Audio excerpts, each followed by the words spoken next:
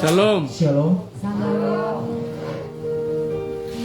Tata ibadah hari Rabu Abu dengan tema puasa yang dikehendakinya. Ibadah kita di saat hari ini akan dilayani oleh Bapak Pendeta James Damanik. Untuk itu saya mengajak jemaat sekalian untuk bersatu dulu. Saat teduh dimulai.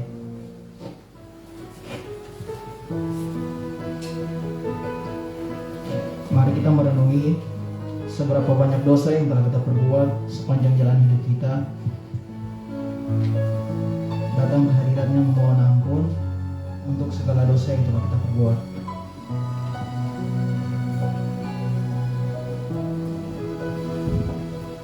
Saat teduh selesai. Mari jemaat sekalian, saya mengajak kita semua menyanyi dalam nyanyian rohani metodis nomor 80. Marilah orang berdosa.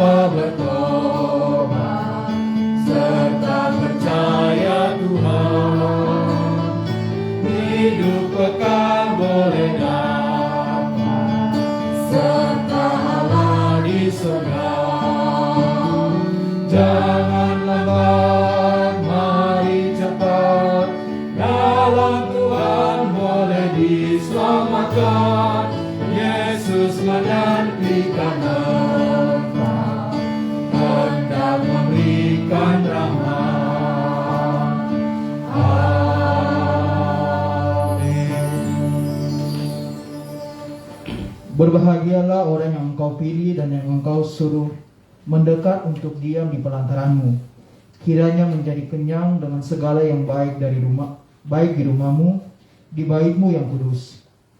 Pertolongan kepada kita di dalam ibadah Rabu Abu adalah di dalam nama Allah Bapa, Anak dan Roh Kudus. Amin. Anugerah, kemurahan hati, dan damai sejahtera dari Allah pencipta kehidupan dan Yesus Kristus menyertaimu juga. Saya mengajak jemaat sekalian untuk menyanyikan lagu yang berjudul Selidiki Aku dan Lihat Hatiku.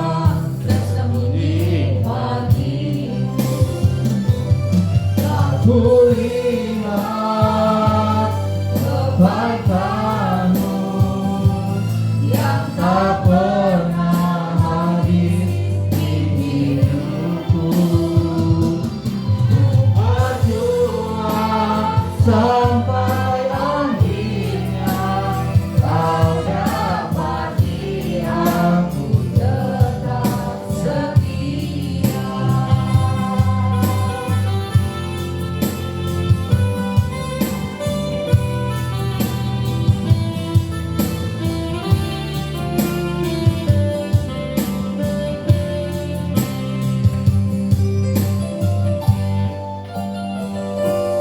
Selidiki aku, lihat hatiku, apakah ku sungguh mengasihimu, Yesus?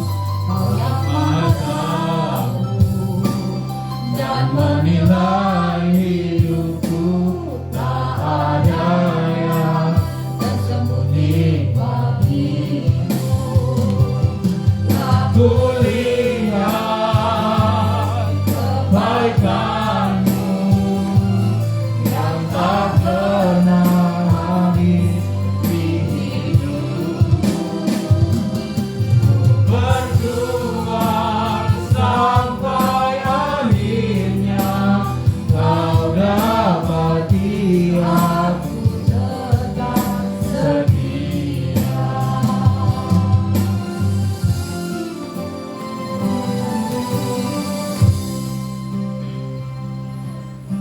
Mari kita berdoa, memohon rahmat agar layak memasuki masa penyangkalan diri.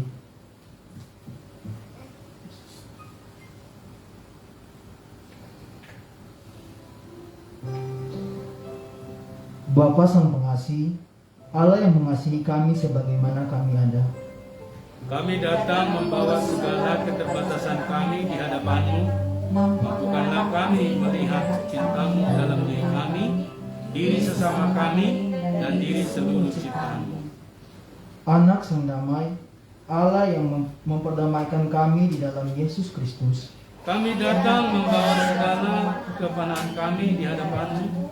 Mampukanlah kami menjaga damai yang telah Engkau berikan dalam hati kami sejak permulaan. Dan mampukanlah kami juga membagikan damai itu kepada banyak orang. Roh Sang Penghibur, Allah yang menerangi hati kami melalui firman-Mu. Kami datang membawa segala ketidakberdayaan kami di hadapan-Mu. Mampukanlah kami berjalan hidup kami yang mungkin dalam masa-masa kegelapan, kesesakan dan penyesalan. Layakkanlah kami datang kepada-Mu ya Allah. Amin. Saya mengajak jemaat sekalian untuk menyanyikan lagu Karena Salib-Mu.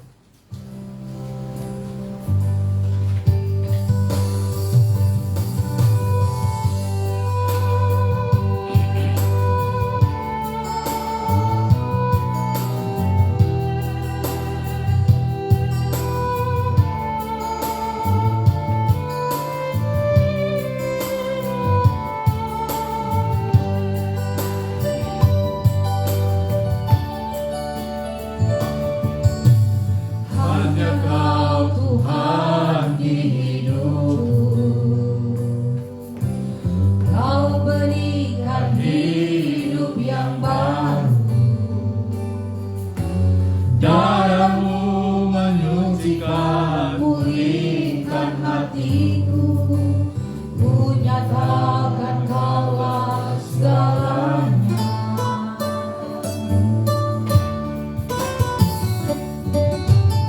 Engkaulah sumber pengharapan, kuasa-Mu sanggup menyembuhkan.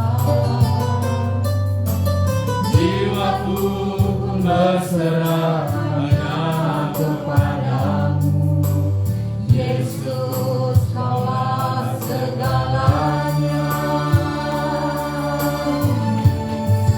Karena salib-Mu ku hidup, karena salib-Mu ku menang.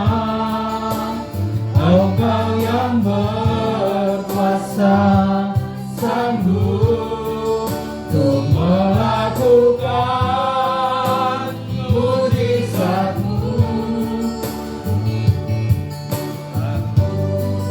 Karena salib-Mu ku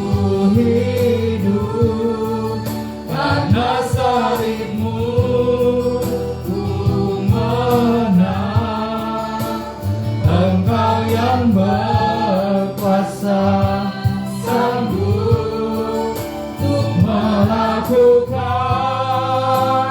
mukjizat-Mu di hidupku.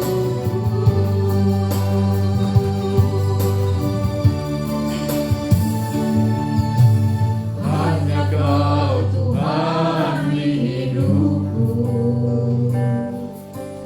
Kau berikan hidup yang baru. Darah-Mu mengujikan, pulihkan hatiku. Menyatakan Kaulah segalanya.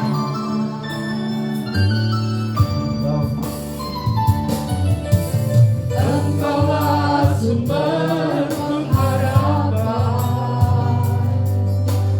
Kuasa-Mu sanggup menyembuhkan. Jiwaku pun berserah hanya kepada-Mu. Yesus, Kaulah segalanya. Karena salib-Mu ku hidup. Karena salib-Mu ku menang. Engkau yang berkuasa sanggup untuk melakukan mukjizat-Mu. Karena salib-Mu ku hidup. Karena salib-Mu ku menang. Engkau yang berkuasa sanggup untuk melakukan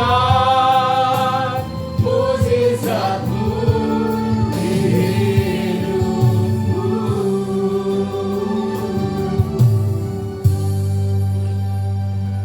Responsoria kita di malam hari ini terdapat dalam kitab Perjanjian Lama, yaitu kitab Mazmur pasal 51 ayatnya yang ketiga sampai dengan yang ke-17. Saya akan membacakan ayatnya yang ganjil dan jemaat sekalian akan membacakan ayatnya yang genap. Beginilah bunyi firman Tuhan. Kasihilah aku ya Allah, menurut kasih setiamu, hapuskanlah pelanggaranku menurut rahmat-Mu yang besar. Bersihkanlah aku seluruhnya dari kesalahanku, dan tahirkanlah aku dari dosaku. Sebab aku sadar akan pelanggaranku, aku senantiasa bergumul dengan dosaku. Terhadap engkau sajalah aku telah berdosa dan melakukan apa yang kau anggap jahat, supaya ternyata engkau adil dalam putusan-Mu, bersih dalam penghukuman-Mu. Sesungguhnya dalam kesalahan aku diperanakan, dalam dosa aku dikandung ibuku. Sesungguhnya engkau berkenan akan kebenaran dalam hati, dan dengan diam-diam engkau memberitahukan hikmat kepadaku. Bersihkanlah aku daripada dosaku dengan hisop, maka aku menjadi tahir. Basuhlah aku, maka aku menjadi lebih putih dari salju. Biarlah aku mendengar kegirangan dan sukacita, biarlah tulang yang kau remukkan bersorak-sorak kembali. Sembunyikanlah wajah-Mu terhadap dosaku, hapuskanlah segala kesalahanku. Jadikanlah hatiku tahir ya Allah, dan perbaruilah batinku dengan roh yang teguh. Janganlah membuang aku dari hadapan-Mu, dan janganlah mengambil roh-Mu yang kudus daripadaku. Bangkitkanlah kembali padaku kegirangan karena selamat yang daripada-Mu, dan lengkapilah aku dengan roh yang rela. Maka aku akan mengajarkan jalan-Mu kepada orang-orang yang melakukan pelanggaran, supaya orang-orang berdosa balik kepadamu. Lepaskanlah aku dari hutang darah, ya Allah, Allah keselamatanku, maka lidahku akan bersorak-sorai memberitakan keadilan-Mu. Ya Tuhan, bukalah bibirku, supaya mulutku memberitakan puji-pujian kepadamu. Untuk mengaminkan responsoria kita dan menyambut pelayanan firman kita, saya mengajak kita sekalian untuk menyanyikan lagu Roh-Mu yang Hidup. Jemaat dipersilakan untuk kembali.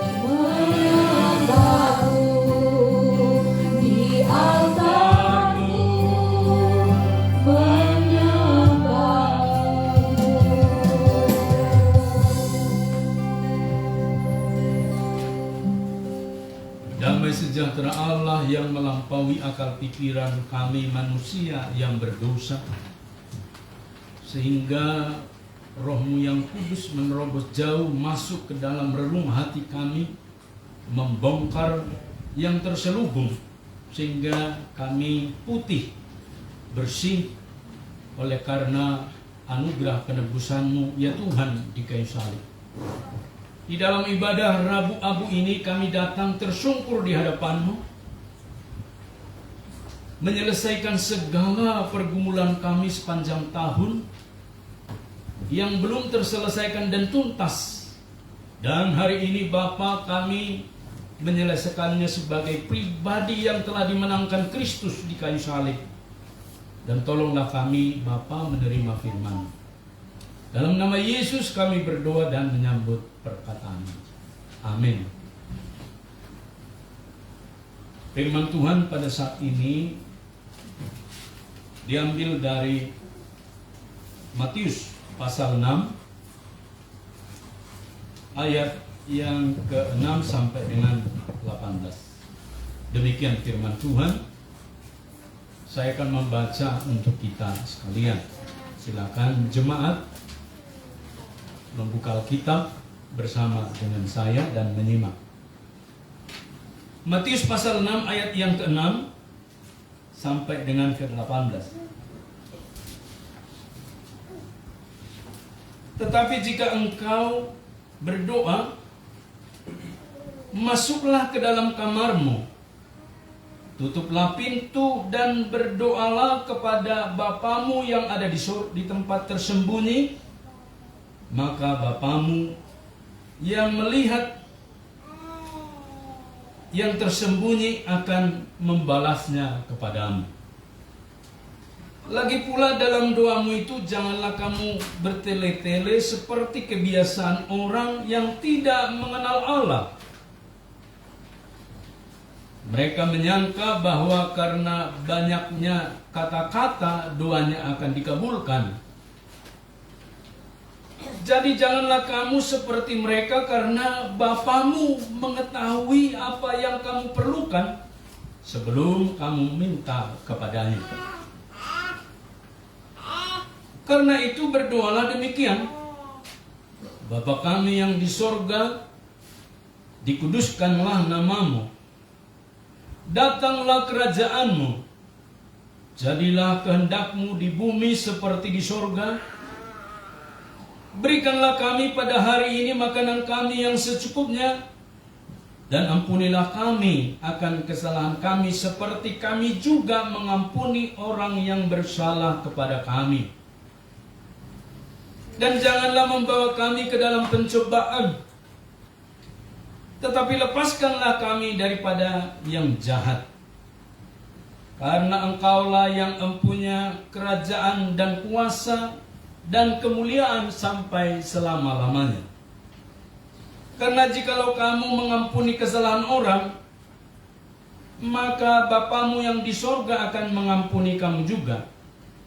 Tetapi jikalau kamu tidak mengampuni orang, Bapamu juga tidak akan mengampuni kesalahanmu. Dan apabila kamu berpuasa, janganlah muram mukamu seperti orang munafik. Mereka mengubah air mukanya supaya orang melihat bahwa mereka sedang berpuasa. Aku berkata kepadamu, sesungguhnya mereka sudah mendapatkan upahnya. Tetapi apabila engkau berpuasa, minyakilah kepalamu dan cucilah mukamu, supaya jangan dilihat orang bahwa engkau sedang berpuasa, melainkan hanya oleh Bapamu yang ada di tempat tersembunyi. Maka Bapamu yang melihat yang tersembunyi akan membalasnya kepadamu. Sedemikian jauh pembacaan firman Tuhan ini, Bapak Ibu, saudaraku yang mengasihi Tuhan. Tentu yang berbahagia adalah setiap kita yang membaca, merenungkan, tetapi juga mempraktikannya dalam hidup kita hari lepas hari. Haleluya. dengan tema puasa yang dikehendaki Tuhan. Mengingatkan kita Bapak Ibu bahwa acap kali puasa yang dipraktekkan oleh manusia itu tidak berkenan kepada Tuhan. Saking Tuhan tidak berkenan, Tuhan muak dengan kelakuan berpuasa yang palsu itu. Sehingga walaupun puasa itu dipraktekkan seperti religius, benar, sepertinya Bapak Ibu terharu orang dibuatnya, tetapi tidak berkenan kepada Tuhan. Apalagi itu menjadi ritual yang hanya kelihatan di permukaan saja. Seperti yang kita perhatikan di mana kita berada di bangsa kita ini, acap kali banyak ritual berpuasa bulan-bulan tertentu dalam 1 tahun itu tidak menjadi berkat. Pagi-pagi mereka sudah bangun mengganggu orang lain demi kepuasan syahwat religi mereka. Kadang-kadang tidak memikirkan orang lain, Bapak Ibu, saudaraku. Kira-kira seperti itu dikehendaki Tuhan apa tidak? Dan secara internal Bapak Ibu saudaraku menjadi geber juga di dalam tradisi gereja. Seperti membuat sesuatu ritus. Itulah sebabnya Bapak Ibu, genderang daripada puasa di dalam lingkup kekristenan itu senyap dan tidak terdengar seolah-olah seperti itu Bapak Ibu. Seperti kita hari ini sedikit sekali warga gereja yang beribadah di Rabu-Rabu. Padahal ini merupakan sesuatu kilas balik yang mesti kita praktekkan dari pribadi Tuhan Yesus. Bukan dibuat-buat bapak-bapak gereja atau sinode-sinode merumuskan sesuka-suka hatinya. Sebab ternyata kita belajar dari Tuhan Yesus puasa 40 hari 40 malam. Tidak makan, tidak minum. Dan Bapak Ibu tidak perlu dilembagakan. Sehingga kita nanti membuat sesuatu ritual. Berbuka puasa dan mulai berpuasa. Akhirnya banyak orang hidup di dalam kemunafikan. Berpuasa, menggeser makan minum menjadi malam hari. Jam makannya nggak berkurang dan volume makannya malah bertambah menunya. Pengeluaran ibu-ibu juga bertambah. Ada beberapa survei menyebut di dalam bulan-bulan tertentu berpuasa, justru pengeluaran setiap keluarga itu meningkat. Yang tidak pernah minum kolak dingin, bikin kolak dingin. Yang tidak pernah makan kolang-kaling, es krim, daging sapi, kambing, dan seterusnya menjadi menu dalam pembukaan. Dan setelah itu santap terus sampai dengan pagi, baru berpuasa lagi. Itu namanya menggeser pola makan. Itu sebabnya Bapak Ibu saudaraku, Tuhan sudah mengingatkan bagi kita bahwa berpuasa yang model seperti itu adalah muak dilihat Tuhan. Satu kekejian, Tuhan tidak berkenan. Dan Bapak Ibu saudaraku, jelas disebut di sini, apabila kamu berpuasa, janganlah muram mukamu seperti orang munafik. Berarti berpuasa itu mengajarkan kita jangan menjadi menambah dosa, Bapak Ibu.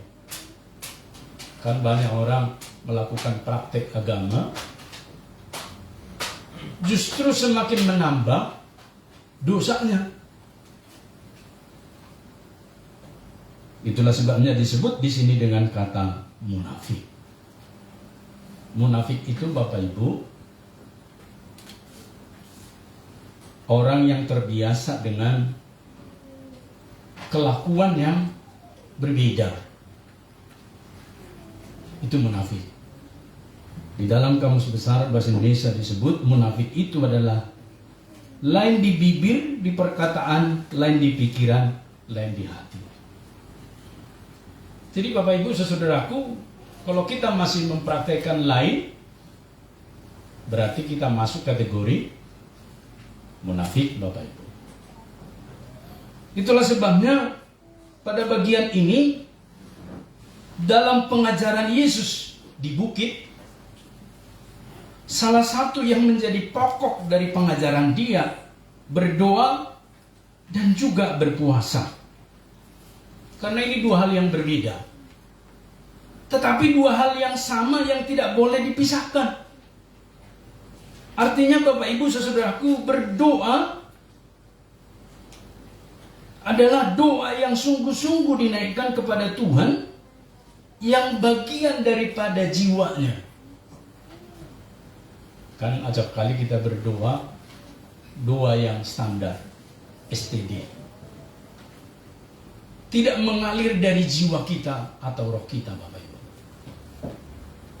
Pada bagian ini, kelihatan sekali bahwa Tuhan Yesus tidak menginginkan doa-doa yang dinaikkan kepada Tuhan formalitas. Saya pernah mendengar seorang ibu berdoa, Tuhan Yesus berkatilah makanan dan minuman ini. Amin. Padahal waktu itu sedang berdoa, bukan sedang makan dan minum, diminta di kelas meeting atau di persekutuan keluarga. Karena ibu itu hanya tahu doa itu saja. Tuhan Yesus berkatilah makan dan minuman ini. Maka ketika bergeser posisi berdoa dan konteks berdoa-doanya itu lagi, maka jemaat tertawa dalam hati. Lah kita kan berdoa ucapan syukur, kok ibu-ibu itu doa makan minum? Kan kita gak ada makan minum. Karena doanya standar. Tuhan Yesus tidak menginginkan doa yang seperti itu. Tuhan Yesus juga tidak menginginkan doa yang panjang-panjang, yang diulang-ulang dan dalam firman disebut bertele-tele. Diungkapkan dengan hati, itu maksud Tuhan Bapak Ibu. Berarti dengan kata lain Bapak Ibu saudaraku, ketika kita berdoa, itu adalah menjadi menu isi daripada berpuasa itu. Yaitu doa yang diucapkan keluar dari jiwa dan hati kita dan menjadi bagian yang tidak terpisahkan dari hidup kita. Jadi jangan doakan yang terpisah dari hidup kita. Ketika kita berdoa kepada saudara kita di Ukraina, kan tidak terpisahkan. Karena di sana banyak orang percaya. Agama terbesar di Ukraina adalah Kristen. Disusul oleh Yahudi. Disusul oleh agama-agama lain. Maka Bapak Ibu saudaraku, kita berdoa untuk mereka di tengah kancah peperangan dengan Rusia, supaya Tuhan turun campur tangan memberi damai dan menyelamatkan anak-anak Tuhan di sana dan gerejanya. Itu adalah yang tidak terpisahkan. Kita berdoa buat penginjilan di Afrika, di China, bahkan berdoa di Malaysia, di negara-negara Muslim. Kita berdoa juga di negara-negara kantung-kantung Kristen supaya tidak tidur dari kerohanian mereka. Itu tidak terpisahkan. Itu adalah bagian dari doa kita. Yang terpisah itu seperti apa? Ya kita doakan yang tidak ada hubungannya dengan misi dan pekerjaan Tuhan. Tuhan kami rindukan 2 unit helikopter Tuhan kirimkan ke GNI Immanuel Banjarmasin. Apa urusannya Bapak Ibu? Apa kebutuhan kita helikopter? Kita kan butuh tempat ibadah yang permanen. Itu berkaitan tidak terpisahkan namanya. Tapi kalau kita doakan, inginkan yang tidak menjadi bagian kita, itu namanya terpisah, Bapak Ibu. Itulah sebabnya Tuhan mengajarkan formula doa Bapa Kami. Tapi sayangnya banyak orang percaya tidak hafal doa Bapa Kami. Syukurlah di Jemaat Metodis, doa Bapa Kami ini kita ingat. Dalam hidup kita, dalam perjuangan dan gumul kita, karena merupakan intisari dari doa yang kita naikkan kepada Tuhan. Itulah sebabnya dalam doa-doa kita ditutup, disimpulkan dengan doa Bapa Kami. Karena inilah intisarinya, Bapak Ibu, yang tidak terpisahkan dengan misi dan pekerjaan Tuhan, tetapi juga yang tidak terpisahkan dengan keadaan kita sampai dengan hari ini, Bapak Ibu. Kalau kita berdoa, Tuhan, berkatilah Ibu Monik, berkatilah putrinya, Leni, supaya mereka mengalami kesejahteraan. Itu doa yang tidak terpisahkan dengan iman kita yang diajarkan Tuhan. Tapi kalau kita doakan Bapak Ibu yang aneh-aneh, itu terpisahkan namanya. Tidak berkaitan sama sekali. Dan doa itu semuanya Bapak Ibu dikunci dengan yang diajarkan Tuhan Yesus, mengampuni. Jadi berdoa tapi tidak mengampuni juga percuma. Maka kita harus mengampuni Bapak Ibu. Beberapa waktu yang lalu saya ketemu seseorang di Facebook.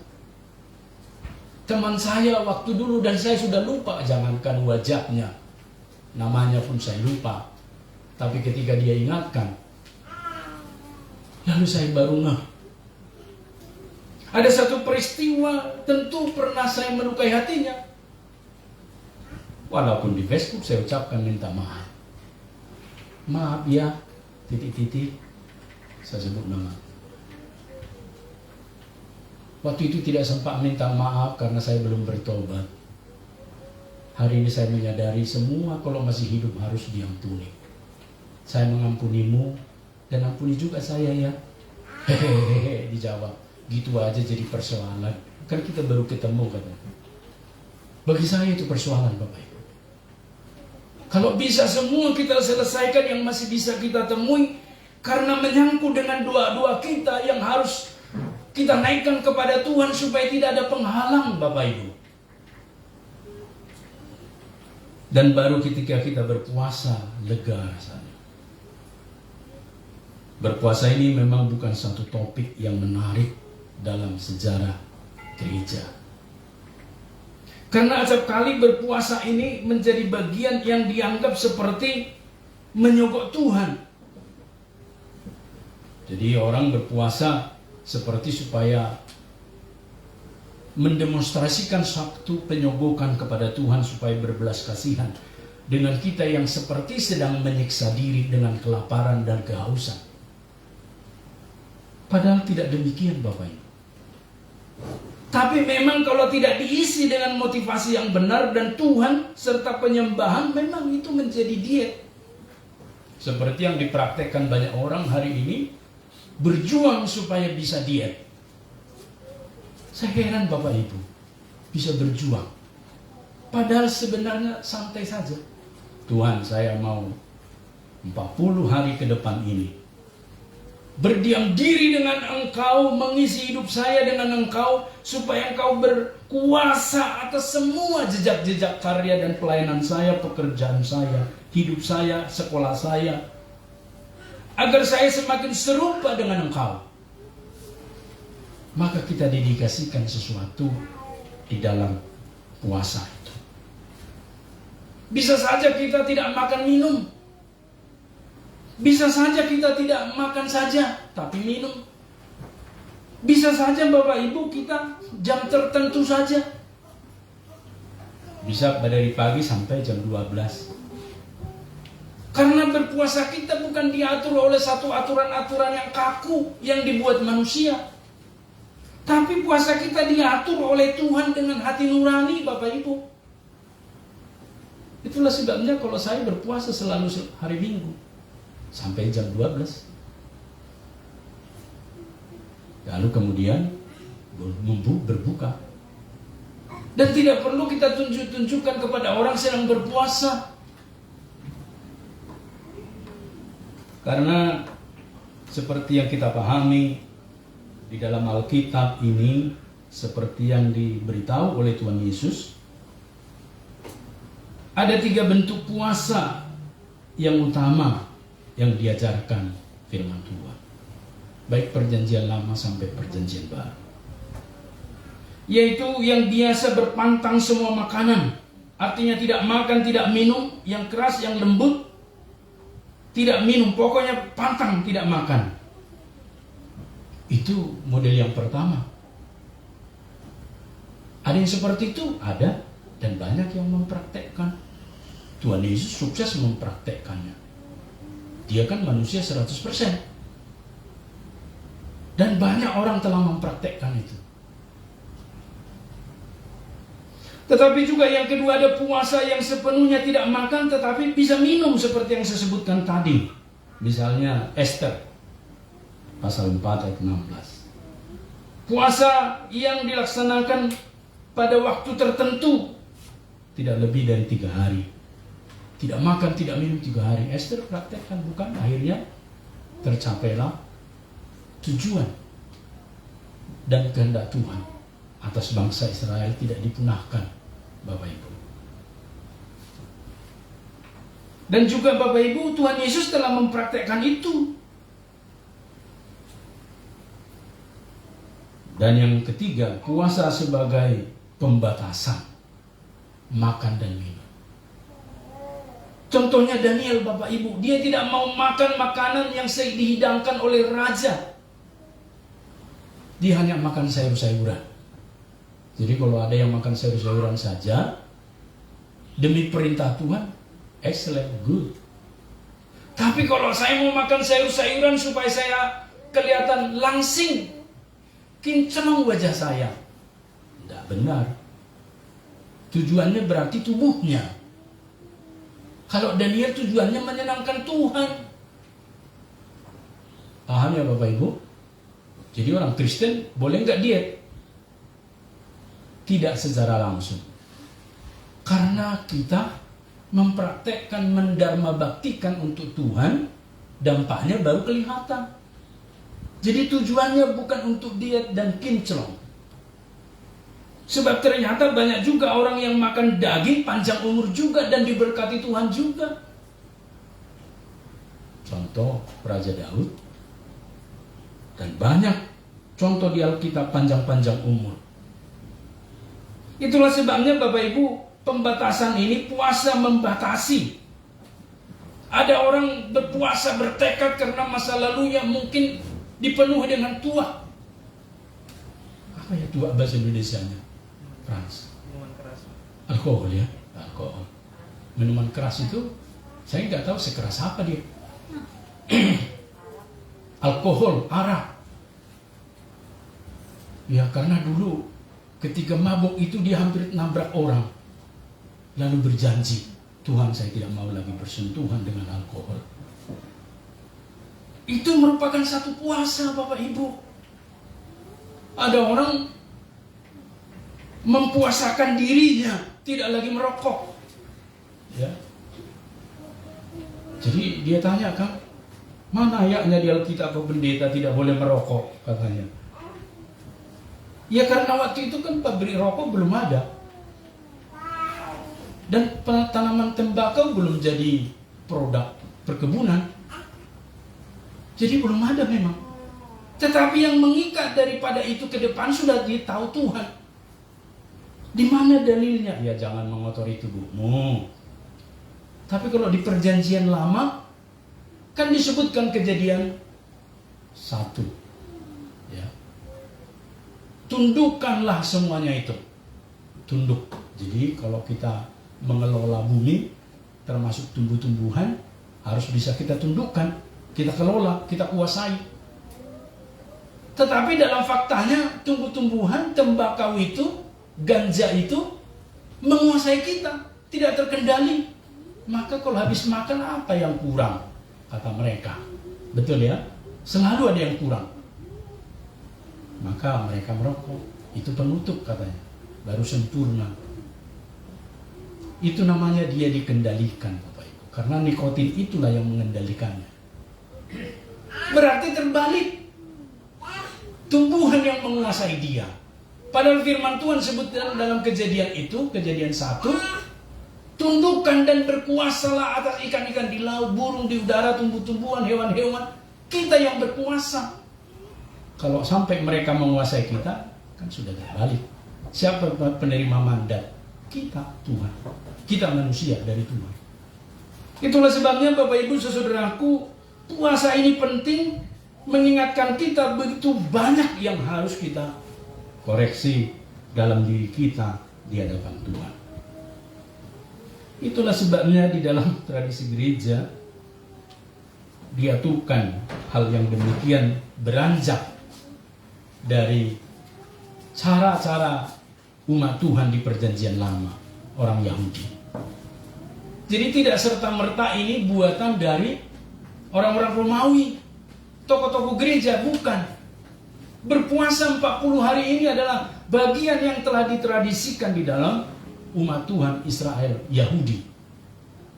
Itulah sebabnya nanti setelah 40 hari mereka berpuasa, pada waktu itu yang dipersembahkan menjadi korban yang agung itu Tuhan Yesus.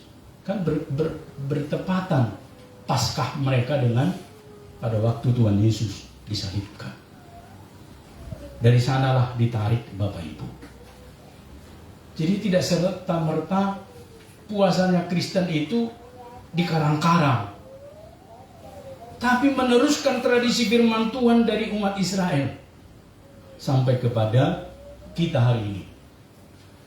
Itulah sebabnya Bapak Ibu disebut dengan Rabu Abu, karena selalu jatuh pada hari Rabu. Ketika ditentukan tanggal Paskah ditarik 40 hari, pasti jatuh pada hari Rabu. Oleh karena itu bisa di bulan Maret awal, bisa nanti di akhir Februari perhitungannya Bapak Ibu. Masa 40 hari ini mulai besok kita akan lalui dengan berpuasa. Seperti apakah puasa yang dipraktekkan oleh Tuhan Yesus? Ya, dia telah berpuasa 40 hari 40 malam Bapak Ibu. Dan dalam puasa itu dia telah menang. Dan puncak dari kemenangan Tuhan Yesus itu ketika dia digoda Bapak Ibu, maka dia menang. Satu hal yang dikemukakan Tuhan selalu bertolak kepada firman. Di dalam Matius pasal 4 ayat keempat dikatakan demikian. Saya ulangi dari ayat 1. Maka Yesus dibawa oleh Roh ke padang gurun untuk dicobai iblis.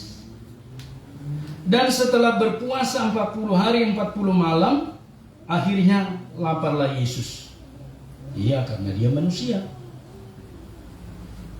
Hanya manusia yang lapar Bapak Ibu. Jadi malaikat tidak lapar karena dia roh. Dan dikatakan demikian, lalu datanglah si pencoba itu dan berkata kepadanya, jika engkau anak Allah, perintahkanlah supaya batu-batu ini menjadi roti. Bapak Ibu, kalau kita sedang berpuasa, apa yang sedang kita puasakan itu, itulah yang mencobai kita. Jadi pencoba itu, misalnya, saya hari ini, Tuhan saya mau berpuasa, tidak makan daging. Maka pencobaan yang datang ke saya dalam masa puasa itu adalah daging yang enak-enak. Apakah diantarkan ke gereja? Apakah ada yang ajak makan di BPK di Banjarbaru? Pokoknya yang enak-enak. Kalau Bapak Ibu berpuasa, misalnya saya mau berpuasa, karena sudah banyak orang berkata, saya berkata-kata jorok, kata mereka. Mulut saya ini seperti sampah, banyak kata-kata jorok dan kebun binatang keluar dari situ. Maka saya berpuasa. Ingat Bapak Ibu, pencobaan yang datang adalah godaan untuk berkata-kata jorok. Jika Bapak Ibu berkata, saya mau berpuasa, tidak lagi minum alkohol, maka datanglah berkerat-kerat, botol-botol minuman itu gratis, dan kita diajak menggoda. Bapak Ibu seperti itu. Dan lain-lain bentuk-bentuk puasa yang mau kita praktekkan. Karena pada waktu Tuhan Yesus berpuasa, lapar. Orang lapar kan tidak butuh uang. Kasih satu koper uang, kalau dia lapar mana bisa dia makan uang gitu. Kalau dia lapar, Bapak Ibu dikasih ke dia langsung mobil Innova New Reborn terbaru. Nih pakai, saya kasih gratis. Nah, nggak mau dia, nggak bisa dimakan. Kebutuhannya adalah roti. Kalau Indonesia kebutuhannya nasi, apalagi dengan semur jengkol. Wah, semur jengkol Bapak Ibu. Karena Bapak Ibu kalau lapar itu yang kita tidak suka juga bisa jadi enak. Dan seterusnya, Yesus telah melewati roti itu, godaan roti itu. Apa jawaban Tuhan Yesus? Ini jawabannya Bapak Ibu. Di ayat yang ke-4. Manusia hidup bukan dari roti saja, tetapi dari setiap firman yang keluar dari mulut Allah. Firman. Jadi melawan segala godaan itu nggak bisa dengan kekuatan kita, tapi firman Allah. Tapi masalahnya kan Pak Pendeta, kami jarang-jarang baca firman Tuhan, sehingga amunisi kami sering habis. Seperti senjata. Pernah lihat senjata Bapak Ibu? Nanti Pak Ketua boleh usahakan satu contoh senjata. Apakah M16 dipinjam dulu atau pistol FM? Kalau magazinnya itu dibuka, krak, keluar. Dibuka kosong, tidak ada peluru di dalam. Mau senjata secanggih apapun, kita hanya menembak dengan mulut kita. Dor, dor, dor. Gak ada dampak apa-apa. Mulut kita yang doer. Karena gak ada pelurunya. Begitulah gambaran kita hidup di dunia ini kalau gak ada firman Tuhan. Ketika datang pencobaan itu, kita bisa berkata, ada firman Tuhan. Keluar. Ketika datang pencobaan dari sana, keluar firman Tuhan. Seperti Matrix Bapak Ibu. Karena sudah ada di sini. Dan harus diisi selalu. Ayat yang berikutnya disampaikan kepada kita. Kemudian iblis membawanya ke kota suci dan menempatkan dia di bubungan bait Allah. Lalu berkata kepadanya, jika engkau anak Allah, pindahkanlah, jatuhkanlah dirimu ke bawah, sebab ada tertulis, mengenai engkau ia akan memerintahkan malaikat-malaikatnya, dan mereka akan menatang engkau di atas tangannya, supaya kakimu jangan terantuk kepada batu. Apa yang menarik dari ayat yang ke-5 ini Bapak Ibu? Iblis tahu firman Tuhan loh. Dikonfirmasi kepada Yesus tetapi dengan cara yang salah. Mengingatkan kita di dalam Kejadian pasal 3. Ketika iblis menjatuhkan Hawa. Bukankah ada firman Tuhan berkata demikian? Menjatuhkan loh Bapak Ibu. Memutarbalikkan dengan firman Tuhan. Mengajarkan kepada kita Bapak Ibu, Kalau hanya pintar firman Tuhan tapi nggak bisa mempraktekkan, artinya seperti iblis. Sebab Tuhan Yesus berkata di ayat yang ke-7. Yesus berkata kepadanya, ada pula tertulis, janganlah engkau mencobai Tuhan Allah. Jadi dikembalikan kepada Yesus selalu, Bapak Ibu. Dikembalikan kepada porsinya Tuhan. Jadi jangan kembalikan kepada porsinya manusia, harus kepada porsinya Tuhan. Dan demikian pencobaan-pencobaan selanjutnya. Ayat ke-8. Dan iblis membawanya pulang ke atas gunung yang sangat tinggi dan memperlihatkan kepadanya semua kerajaan dunia dengan kemegahannya. Dan berkata kepadanya, semua ini akan kuberikan kepadamu jika engkau sujud menyembah aku. Bisa enggak? Bisa. Jadi ternyata iblis juga bisa memberikan kita kekayaan. Orang sudah disebutkan akan memberikan kepadamu kalau engkau sujud kepadaku, kata iblis. Kerajaan-kerajaan dunia dengan kemegahannya. Bisa? Bisa. Jadi Bapak Ibu, iblis cara kerjanya kan kita tahu bahwa dia bukan pencipta. Tapi dia bisa menggeser. Maka Bapak Ibu, ketika orang pergi meminta pesugihan, penglaris di atas usahanya, bisa nggak diberikan iblis? Bisa. Tapi diambil dari anak cucunya nanti. Kan kita punya anak cucu. Jatah mereka sudah didahulukan, diambil duluan. Ke depan, ke kita dulu. Maka nanti anak cucunya menjadi kere. Itulah sebabnya sering kita menemukan orang ya, apa yang salah dengan orang ini? Ya, kerja keras, tulus, jujur, tidak neko-neko. Tapi kenapa untuk mengumpulkan ₹1 demi ₹1 susahnya minta ampun? Ini yang sering orang Kristen tidak pahami. Mungkin dulu sebelum jadi Kristen leluhurnya sudah mempesugikan. Maka jatah kita sudah diambil, opung-opung kita itu, kakek kita itu lebih dulu supaya dia makmur. Supaya bisa dia beli Land Rover pada masa penjajahan Belanda. Dia pakai Land Rover kemana-mana. Tapi dia pesugihan, dikorbankan jatah anak cucunya. Bisa memberikan, bisa kan? Tapi menggeser. Sebab iblis bukan pencipta, creator ex nihilo, dari yang tidak ada menjadi ada. Bukan, dia hanya menggeser-geser aja. Menipu Bapak Ibu. Ya. Maka bagi iblis tidak ada yang gratis. Maka sekali kita mulai berpersekutu dengan iblis, dia akan meminta sesuatu imbal daripada kita, tumbal. Saya sering dan acap kali bertemu orang yang seperti itu. Apa yang salah dengan orang ini? Tapi ketika kita doakan, kita pulihkan, pemulihan namanya.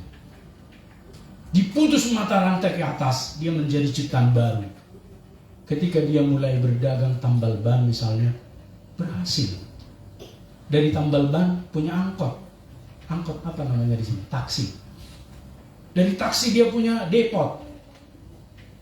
Dan seterusnya. Maka ditulislah di mobilnya. Ya, tambal ban Mulana. Tambal ban mulai. Bapak Ibu, dia dipulihkan. Masih ada saksinya Bapak Ibu. Kalau nanti pengen bertemu orang itu bisa kita undang ke Banjarmasin. Dia heran, bapaknya kere, orang tuanya kere di Sumatera, merantau ke Jakarta kere. Saya bingung dengan hidup saya. Saya sudah berjuang, saya sudah bekerja keras. Tidur saya juga cuma 2-3 jam. Saya bekerja keras pagi, siang, sore, malam, subuh. Tapi kenapa mengumpulkan ₹1 demi rupiah susahnya minta ampun? Ada yang salah dalam dirinya. Selidik punya selidik, kakeknya ternyata telah mempesugikan mereka demi kesuksesan kakeknya. Tapi ketika dalam Tuhan dipulihkan, dalam nama Yesus diputuskan hubungan masa-masa lalu itu, ikatan-ikatan leluhur dengan iblis itu, maka pulih Bapak Ibu. Dimulai gereja tambal ban berkembang lebih luar biasa lagi. Amin Bapak Ibu. Jadi mengingatkan kita pentingnya hari ini tentang berpuasa. Sebab dirabu-abulah dia mengerti pentingnya pemutusan hubungan yang seperti itu. Dan seterusnya Bapak Ibu, saudaraku yang mengasihi Tuhan. Dan yang terakhir, Tuhan Yesus berkata dan berkata kepadanya, semua itu akan kuberikan kepadamu jika engkau sujud menyembah aku. Maka berkatalah Yesus kepadanya, kepada iblis itu, enyahlah iblis, sebab ada tertulis engkau harus menyembah Tuhan Allahmu, dan hanya kepada Dia sajalah engkau berbakti. Lalu iblis meninggalkan dia, dan lihatlah malaikat-malaikat datang melayani Yesus. Kunci menang atas pencobaan adalah Yesus dan firman-Nya. Tidak ada yang lain Bapak Ibu. Enggak ada rumus-rumus lain diberitahu Alkitab kepada kita. Langsung kepada tokoh, langsung kepada pemilik alam semesta, langsung kepada owner dari alam semesta ini, Yesus Kristus. Enyahlah engkau iblis. Engkau harus menyembah Tuhan Allahmu, dan hanya kepada Dia sajalah engkau berbakti. Maka puasa yang dikehendaki Tuhan adalah firman dan kehadiran Yesus di dalam puasa itu. Oleh karena itu, Bapak Ibu, saudaraku, kembali kepada nats kita di dalam Injil Matius pasal 6. Ketika Tuhan Yesus berkata di dalam ayat 16, dan apabila kamu berpuasa, janganlah muram mukamu seperti orang munafik. Mereka mengubah air mukanya supaya orang melihat bahwa mereka sedang berpuasa. Aku berkata kepadamu, sesungguhnya mereka sudah mendapat upahnya. Tetapi apabila engkau berpuasa, minyakilah kepalamu dan cucilah mukamu, supaya jangan dilihat orang bahwa engkau sedang berpuasa, melainkan hanya oleh Bapamu yang ada di tempat tersembunyi. Maka Bapamu yang melihat yang tersembunyi akan membalasnya kepadamu. Ada dua hal Bapak Ibu yang mau kita bawa pulang berkat Tuhan ini. Puasa yang dikehendaki Tuhan adalah puasa yang tampil apa adanya, jujur dan tulus. Apa adanya. Jadi Tuhan tidak menghendaki kita puasa seperti hukum sebab akibat yang nanti berproses kepada tindakan, konsekuensi atau hukuman. Tidak. Kalau kita mendedikasikan kepada Tuhan, saya ingin berpuasa, tidak makan sayuran, tidak makan daging-daging, hanya makan sayuran saja saya. Kita praktekkan. Itu adalah berkenan kepada Tuhan. Tuhan, saya mau menerapkan seperti puasa Esther. 3 hari 3 malam tidak makan, tidak minum. Ya siapkan. Tuhan, saya juga pengen seperti Daniel. Tuhan, saya juga mau seperti yang lain-lain. Bahkan Bapak Ibu, Bapak gereja kita John Wesley, dia selalu berpuasa setiap hari Kamis. Mulai dari jam 6 sore dia tidak akan makan minum sampai nanti jam 6 sore Jumat. Besoknya lalu dia berbuka, karena dia pendeta langsung perjamuan. Itu dilakoninya setiap hari sampai dengan akhir hidupnya. Artinya Bapak Ibu, ada yang kita dedikasikan, persembahkan kepada Tuhan. Maka Bapak Ibu, Bapak kita John Wesley itu kalau dia tidak makan minum, kan kalau makan minum itu kan bisa dihitung budgetnya kan. Misalnya 10.000 makan siang. Tapi karena berpuasa 10.000 ditaruh ke gereja. Sederhana bukan? Jadi mengingatkan kita kepada kita Bapak Ibu oleh Tuhan bahwa berpuasa kita itu bukan terletak di tangan Tuhan, tapi terletak di dalam janji kita. Apa janjimu? Tapi jangan lupa ketika nanti Tuhan memberkati, jangan lupa dengan janjimu. Ya, Angel ya. Amin. Tuhan memberkati. Itu sebabnya Bapak Ibu akan acap kali, Tuhan saya mau berpuasa, tolonglah. Puasa. Benar. Dikirimkan pasangannya. Seorang pengusaha besar yang baik hati, takut akan Tuhan lagi. Orangnya ramah lagi, dan seterusnya. Tapi saban mau melayani diminta, dia cocoklah jadi pelayan, jadi majelis gitu ya. Oh, janganlah. Karena dia pikir nanti kalau rapat tersita waktunya 2 jam. Oh, nanti kalau melayani begini, aduh saya mesti latihan. Oh, mesti begini gitu ya. Bukan ya, jangan seperti itu. Artinya Bapak Ibu, mari kita berpuasa. Tidak ada bagi kita yang tidak bisa dipuasakan. Banyak yang dikoreksi Tuhan. Apakah dosa? Dosa mata ini? Lihat-lihat. Dosa pendengaran? Apalagi? Dia suka gosip. Tuhan saya mau mulai hidup baru dengan berpuasa 40 hari, tidak mau terlibat dalam gosip. Gosip itu kan digosok-gosok biar semakin sip.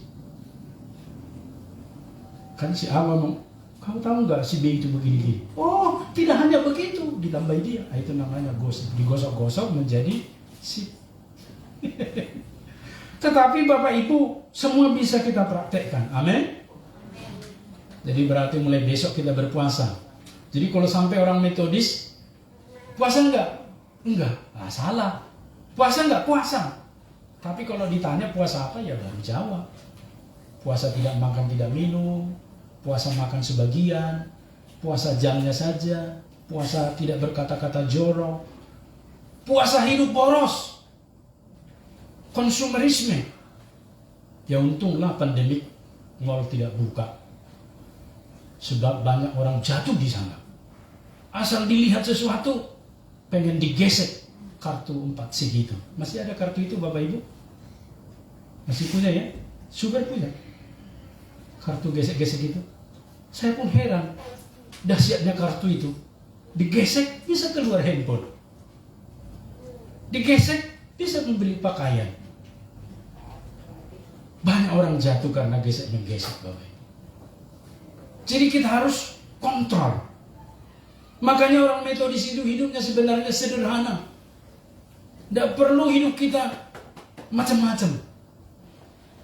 Kalaupun ada gelangnya 10, ya tidak perlu pakai 10 di tangannya sampai mengangkat tangan susah.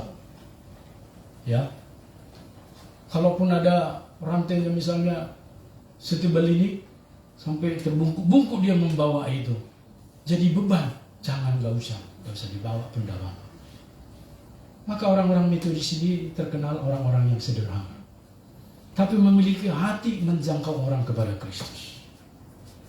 Maka kita bisa mempraktekannya. Yang biasa konsumerisme asal dilihat mata beli, Padahal tidak tahu apa kegunaannya. Ada orang seperti itu Bapak Ibu. Kita jangan.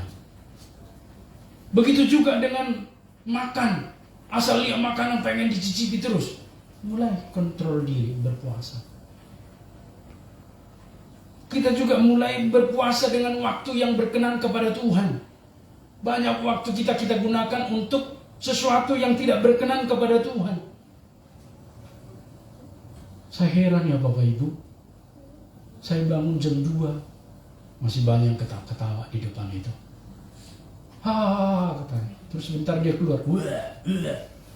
Pagi-pagi saya lihat, bekas ada nasi, beras apa di situ. Itu tidak memuliakan Tuhan Bapak Ibu. Dia makan nasi, tapi dia muntahkan. Dia mengotori tubuhnya. Bangun saya jam 4, saya keluar, masih di situ ketawa, makin kencang suaranya. Orang yang sama juga. Saya malah kenalin, ketawa cewek itu pasti yang celana pendek. Betul. Kalau saya lihat, ini betul. Pasti yang ketawa yang kikik. Nah, ini suaranya rambutnya pirang, cewek pirang. Pasti dia naik mobil. Itu ada mobil yang suaranya knalpotnya besar itu, pickup. Rambutnya pirang, naik pickup Bapak Ibu. Mitsubishi. Saya lihat betul. Saya berpikir gini Bapak Ibu. Kenapa disia-siakan waktu itu? Habis sepanjang malam bukan istirahat tidur, merenungkan firman di tempat-tempat seperti itu. Dicolek-colek laki-laki dia di situ. Untunglah bukan keluarga kita Bapak Ibu. Kalau ada keponakan saya begitu itu langsung saya tarik itu. Kau mempermalukan Tuhan. Saya bawa Alkitab ke situ. Saya taruh di kepalanya Bapak Ibu. Untunglah tidak ada keluarga kita. Amin Bapak Ibu. Jadi kalau ada keluarganya pergi-pergi di situ diingatkan Bapak Ibu, dinasihati. Itulah sebabnya Bapak Ibu kita harus berpuasa. Dan seterusnya berpuasa. Intinya ada yang kita puasakan.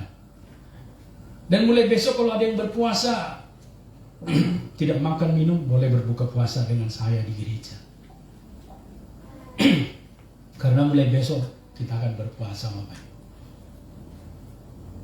Tentu puasa masing-masing berbeda, tergantung, tapi harus ada.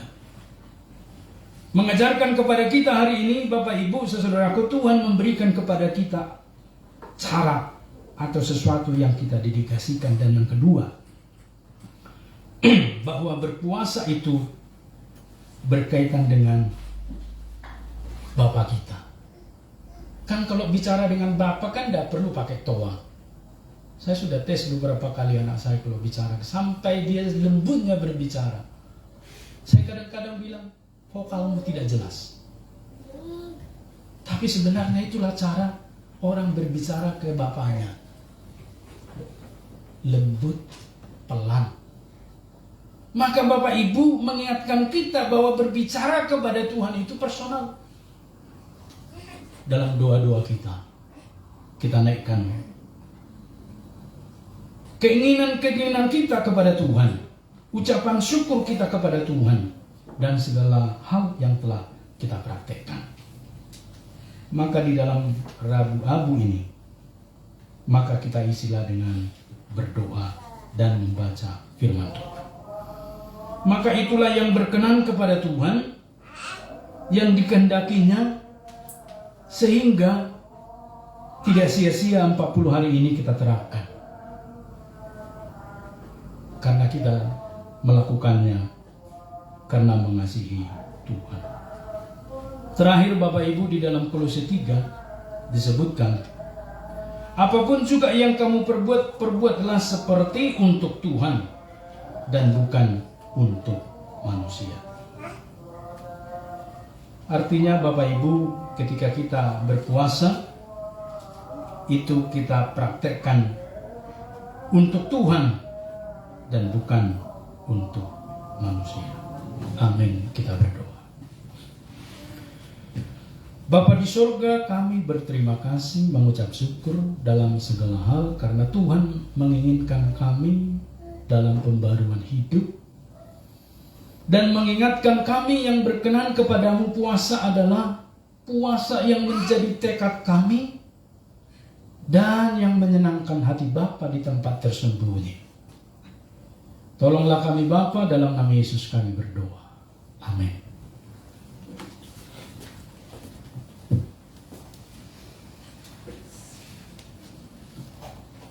Kita akan menerima simbol atau tanda Lenten atau memulai puasa 40 hari, tanda pembaharuan kita di hadapan Tuhan dengan mengoleskan abu atau debu. Di dalam tradisi gereja, pohon-pohon palem yang tahun lalu kita pakai dikumpulkan, lalu kemudian dibakar, abunya disimpan, itulah yang kita pakai hari ini. Tetapi karena pohon palem tahun lalu tidak tahu di mana Bapak Ibu disimpan, maka kita ganti dengan simbol debu yang kita siapkan.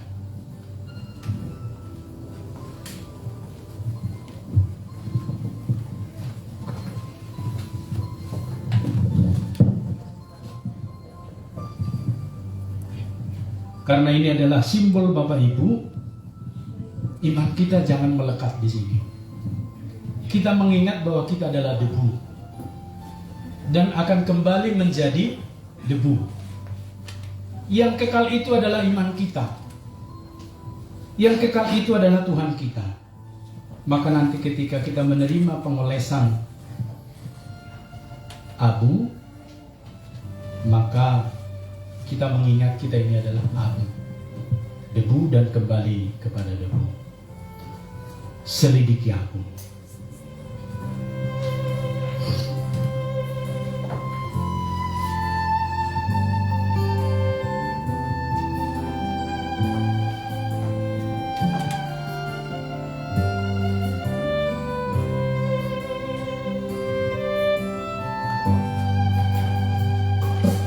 Selidiki aku, lihat hatiku, apakah ku sungguh mengasihimu, Yesus, Kau yang Maha Tahu dan menilai hidupku, tak ada yang tersembunyi bagi. Selidiki aku, selidiki aku. Bapak Ibu, berikanlah diri kita diselidiki Tuhan, sehingga masa Lenten 40 hari ini kita lewati dengan anugerah pertolongan Tuhan, memberkati kita melimpah, karena kita telah terbuka di hadapan Tuhan. Tersembunyi bagimu, telah kulihat kebaikan-Mu yang tak pernah habis di hidupku. Ku berjuang sampai akhirnya Kau dapati aku tetap setia. Musik saja.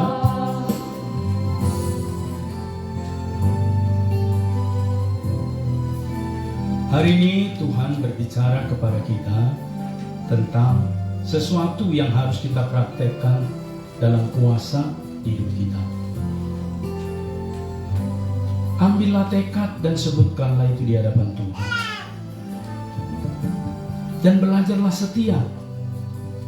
Contoh 40 hari ini, maka kita akan mengalami terobosan ke depan bersama Dia. Secara perlahan kita naikkan pujian, selidiki aku. Kita bangkit berdiri.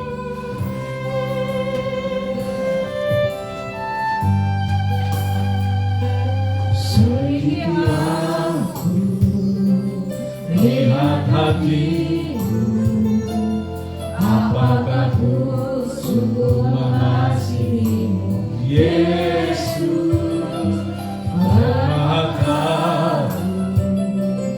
dan menilai hidupku, tak ada yang tersembunyi bagimu.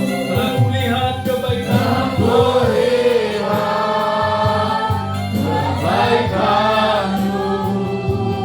yang tak pernah habis di hidupku. Ku berjuang sampai akhirnya Kau dapati aku tetap setia. Kau dapati aku tetap setia. Umat yang dikasihi Allah, sejak dahulu orang Kristen telah merayakan sebuah peringatan kesengsaraan dan kebangkitan Tuhan kita. Adalah suatu kebiasaan sejak gereja purba untuk mempersiapkan perayaan Paskah dengan masa pertobatan, berpuasa dan berdoa selama 40 hari. Selain itu, orang-orang yang telah jatuh ke dalam perbuatan dosa dan dikucilkan dari persekutuan jemaat Kristen mempersiapkan diri mereka untuk didamaikan kemudian menjalani pertobatan dan pengampunan serta diterima kembali ke dalam persekutuan tubuh gereja. Seluruh jemaat pun diingatkan akan anugerah dan pengampunan Allah sebagaimana diberitakan oleh Injil Yesus Kristus, dan memperbaharui iman baptisan mereka. Dengan demikian semua orang dapat semakin bertumbuh dalam iman dan kesetiaan pada Tuhan kita. Saya mengundang jemaat yang terkasih untuk menjalani masa Prapaskah atau Lenten dengan mengawalinya pada Rabu Abu ini, malam ini.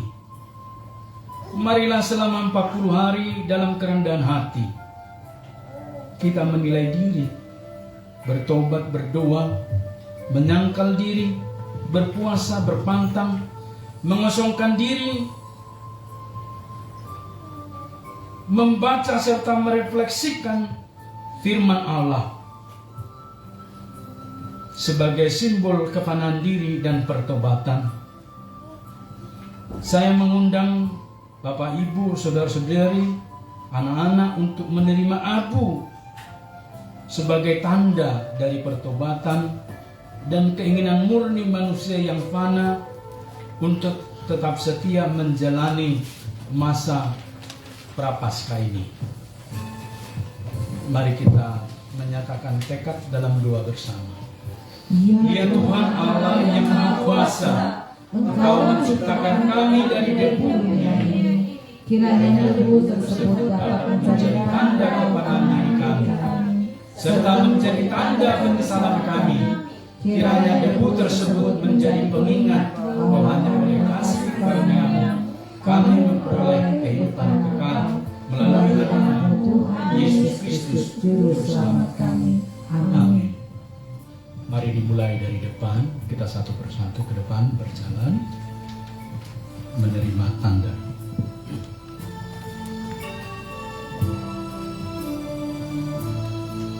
Bu Eviati, percayalah kepada Injil dan bertobat. Berdiri saja. Frans Donald Lofka, percayalah kepada Injil. Sosial dia sendiri dan ini percayalah kepada Injil dan bertobat.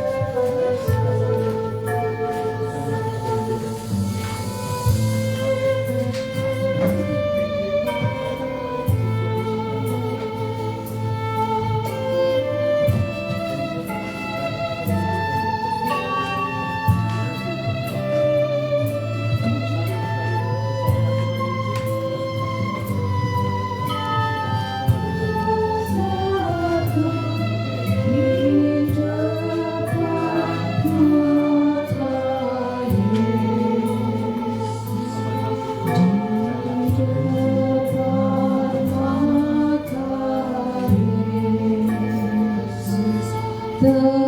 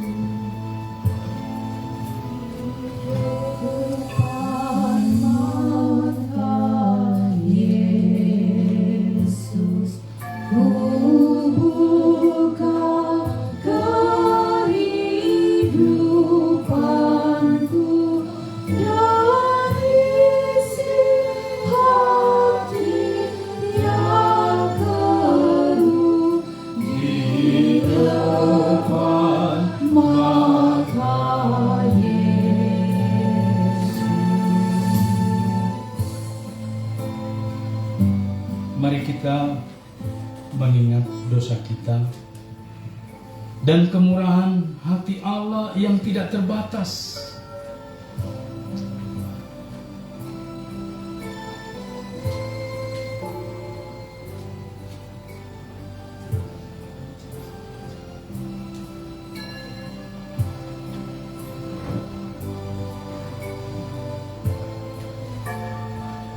Allah yang Maha Pengasih, kami mengaku bahwa kami tidak teguh dalam mengasihi-Mu sesama dan diri kami sendiri.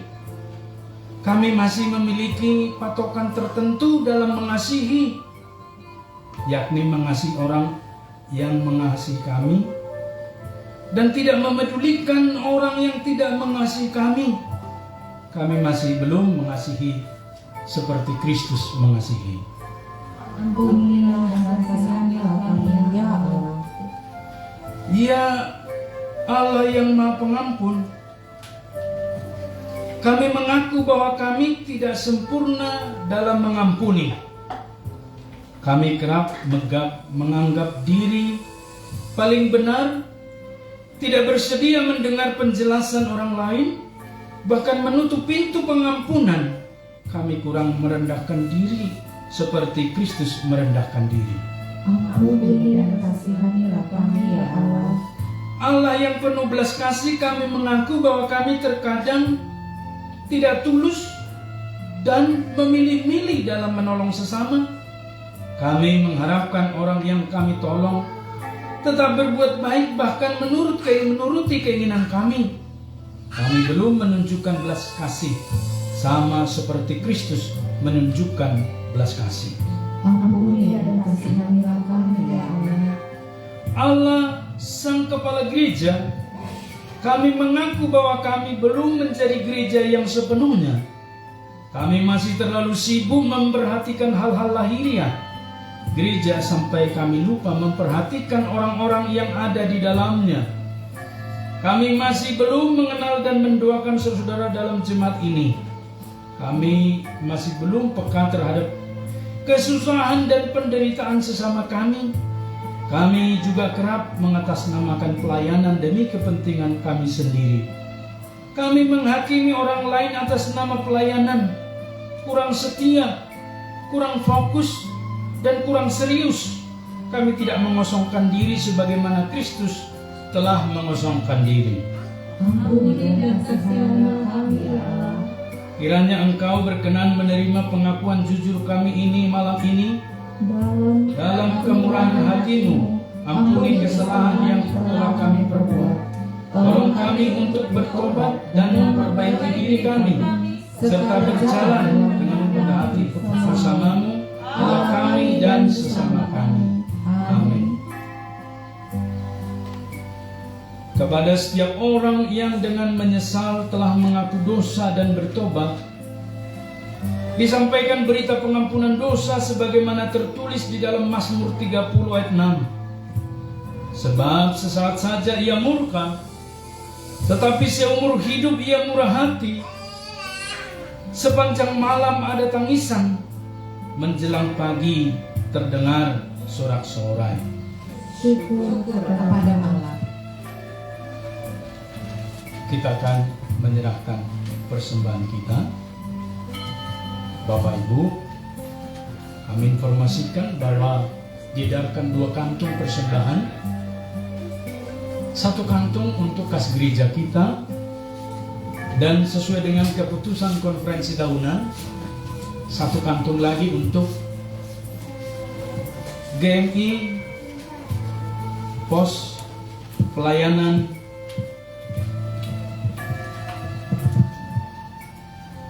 Balikpapan, sesuai dengan surat yang telah kita terima dari kantor wilayah. Persembahan kita serahkan ke Pos Pelayanan Gloria Balikpapan, Kalimantan Timur, untuk pengurusan IMB dan pembangunan gereja mereka. Kita berdoa agar tahun depan kiranya Banjarmasin sudah boleh menerimanya. Kita akan mengumpulkan persembahan.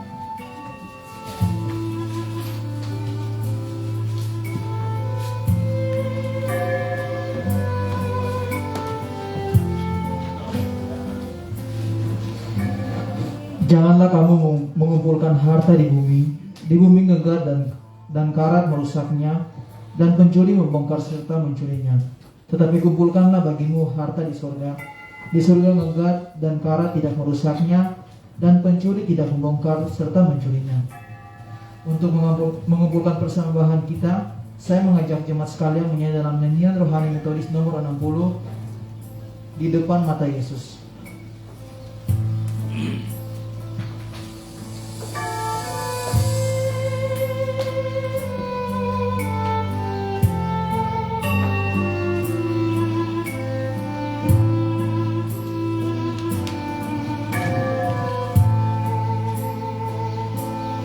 Di depan mata Yesus,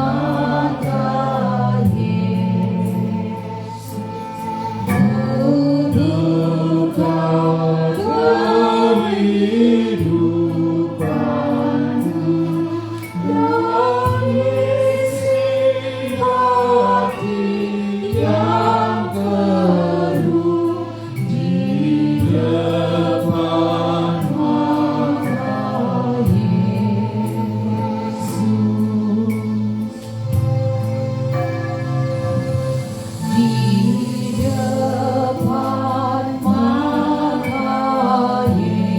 depan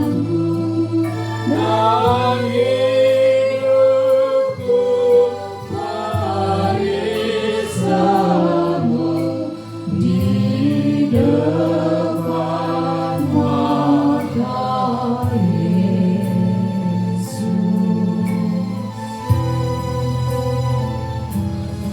Di depan mata Yesus, ku buka kehidupanku dan isi hati yang keruh di depan mata Yesus.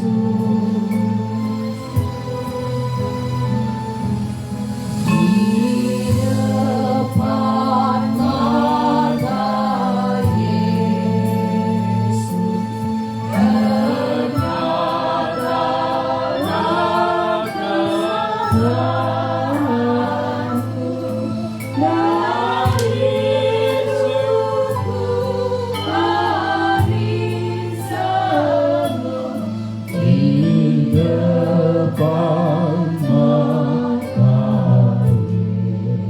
Yesus.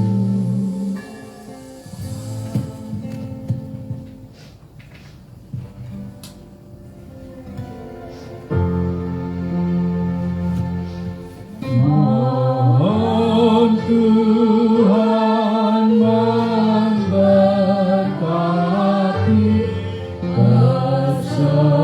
persembahan kami ini, agar dapat digunakan untuk kemuliaan Tuhan. Amin.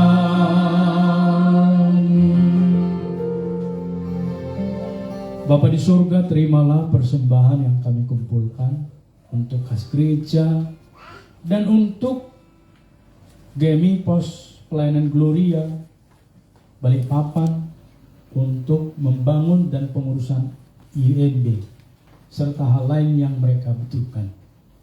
Kami serentak di wilayah 2 mempersembahkan untuk GMI Gloria Balikpapan, berkati Tuhan, dan kami serahkan persembahan ini menjadi berkat yang luar biasa sehingga satu persatu gerejamu bertumbuh, berkembang, dan berdiri dengan kokoh.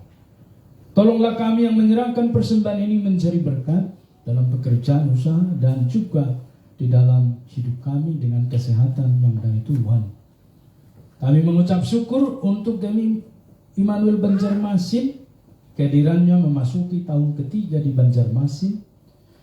Engkau memberkati visi misi, menjangkau jiwa yang tidak terlayani, dan kami rindukan kelak berdiri gedung gereja yang kokoh permanen bersama PKMI, sekolah, dan juga rumah sakit atau panti jompo dan panti asuhan. Kiranya Engkau mendengar dedikasi ini, ya Tuhan, dan berkatilah visi misi ini. Kami menyerahkan pengurus ke dalam tangan kuasa-Mu, Tuhan, memberkati dan menolong mereka melayani Tuhan, sehingga bersama seisi keluarga mereka terus menang dan mereka berkelimpahan, beri kesehatan. Kami teringat Bapa di surga untuk resort kami Grace Kelapa Gading, berkati hamba Tuhan majelis di sana bersama jemaat, khususnya komisi misi. Engkau memberkati pertumbuhannya, perkembangannya, menjangkau jiwa, khususnya untuk melayani orang-orang yang terpinggirkan di Pasar Senen. Tuhan tolong. Kami menyerahkan dalam tangan kuasa Tuhan. Demikian dengan distrik 3, berkati pelaksana harian distrik. Engkau memberkati pengurus, juga Engkau memberkati visi misi distrik 3 wilayah 2. Engkau juga campur tangan dengan wilayah 2, Engkau memberkati Bishop Sabam Tobing bersama kabinet, pengurus wilayah. Engkau menopang senantiasa, ya Tuhan, membawa kemajuan plus 17.000 yang dicanangkan tercapai. Tuhan tolonglah untuk GMI secara keseluruhan, baik wilayah 1, wilayah 2 dan Kota Pengembangan. Kau memberkati para bishop, baik Bishop Christy Wilson Zinuran, Bishop Sabam Tobing, dan Bishop Kota Pengembangan. Engkau campur tangan, ya Tuhan. Kami juga berdoa dan menyerahkan ke dalam tangan kuasa-Mu untuk gereja-gereja di Indonesia dan perkembangan penginjilan di Kalimantan. Kami berdoa menyerahkan misi Meratus oleh hamba-Mu Pendeta Erwin Daud, berkati. Kami menyerahkan ke dalam tangan kuasa-Mu rumah tangga dan keluarga dan masa depan mereka, kesehatan. Beri yang terbaik, Tuhan, tolonglah. Kami menyerahkan semua ini menjadi kemuliaan bagi Tuhan, dan kami teringat bangsa dan negara kami hiruk pikuk pergumulan politik sana sini dengan kepentingan-kepentingan tersendiri, golongan, kelompok. Biar itu dipatahkan yang tidak sesuai dengan kehendak Tuhan, khususnya pemindahan ibu kota negara ke Pasir Penajam. Berkati berlangsung, berkati Presiden Jokowi dan para menteri, dan juga kami berdoa pemberantasan korupsi teroris agar Tuhan terus campur tangan melalui alat-alat negara. Kami teringat di dunia hari ini terjadi perang, invasi Rusia kepada Ukraina. Tuhan tolonglah supaya ada damai, supaya Ukraina juga belajar untuk damai, belajar merendahkan hati, bahkan merendahkan diri. Berkati juga Presiden Rusia supaya tidak sombong, dan tidak ada pihak-pihak yang mencari kesempatan untuk menciptakan kekisruhan di dunia ini. Kami berdoa agar kiranya perdamaian terrealisasi dalam waktu singkat, ya Tuhan. Kami menyerahkan semua ke dalam tangan kuasa pemeliharaan Tuhan, gereja-gereja yang melakukan ibadah Rabu-Abu, berkati berkelimpahan. Dalam nama Yesus kami mengucap syukur dan kami menyerahkan persembahan kami ini. Amin. Dan ajarkanlah kepada kami doa yang telah Engkau ajarkan, sehingga kami dapat terus dekat dengan Engkau. Bapa kami yang di sorga, dikuduskanlah nama-Mu, datanglah kerajaan-Mu, jadilah kehendak-Mu di bumi seperti di sorga. Berikanlah kami pada hari ini makanan kami yang secukupnya, dan ampunilah kami akan kesalahan kami, seperti kami juga mengampuni orang yang bersalah kepada kami. Dan janganlah membawa kami ke dalam pencobaan, tetapi lepaskanlah kami daripada yang jahat, karena Engkau yang punya kerajaan dan kuasa dan kemuliaan sampai selamanya. Amin. Kepada Allah diuji, serta kepada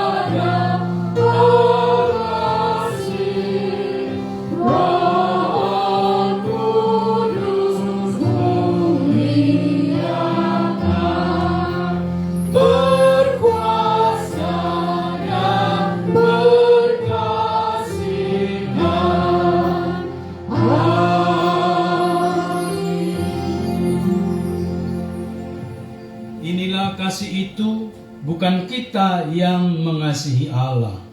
Maka Dia yang mengasihi kita dan memberikan anaknya, Dia mengorbankan dirinya karena dosa-dosa kita.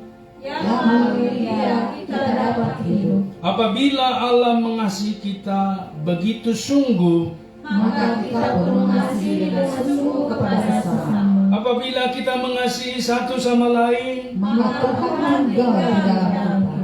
arahkanlah hatimu dan terimalah berkat Tuhan. Tuhan memberkati engkau dan melindungi engkau. Tuhan menyinari engkau dengan wajahnya dan memberi engkau kasih karunia. Tuhan menghadapkan wajahnya kepadamu dan memberi engkau damai sejahtera dari sekarang, besok, bahkan sampai selama-lamanya, sampai Yesus datang kedua kalinya. Amin. Amin.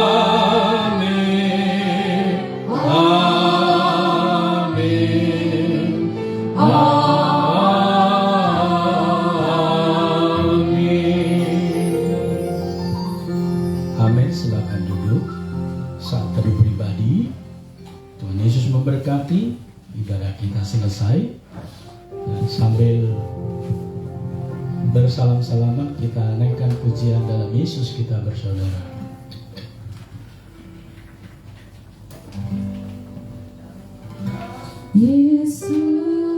Yesus, kita bersaudara. Dalam Yesus,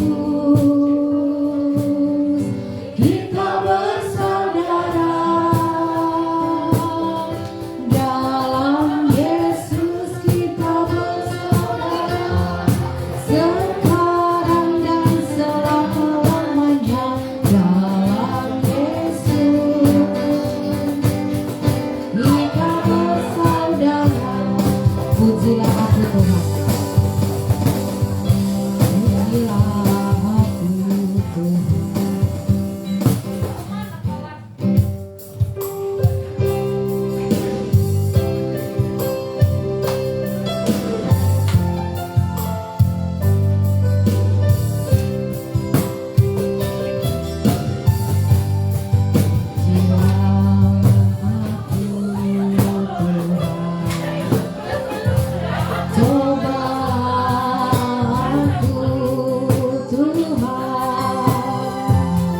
Selidiki hatiku dan batinku, mataku tertuju padamu.